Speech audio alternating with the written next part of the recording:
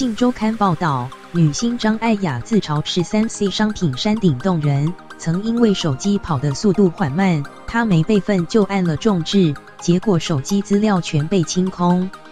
她虽不懂3C，却能从男友上线时间、脸书点赞数、参加活动交叉比对找出蛛丝马迹，最后果然发现男友劈腿。曾国成也傻眼赞叹：“你应该去世行大的。”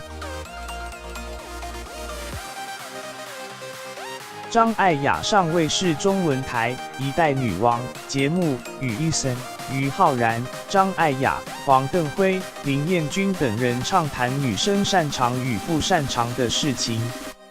她表示，手机只会拿来发讯息、打电话、看社群网站跟拍照，因为艺人云端备份常出事，让她觉得好可怕。加上又是3C 白痴，导致她的手机从来没有备份过，所以也不敢用新手机，至今都还是用4年前出的旧型号，而且每一只都是用到直接挂掉，里面资料完全没有保存。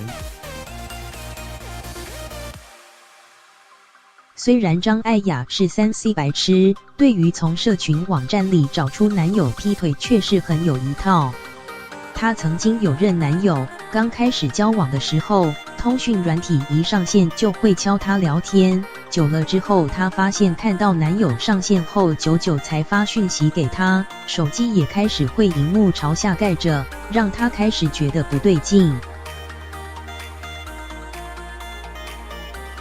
于是张艾雅开始追踪男友脸书上线时间，男友近期对哪些女生脸书贴文按赞，近期会参加的活动是什么，有谁邀请他一起参加，累积数据后再交叉比对，后来与男友摊牌，果真发现他劈腿，此举让曾国成也不禁啧啧称奇，亏张艾雅，你当艺人可惜了，应该去世行大的。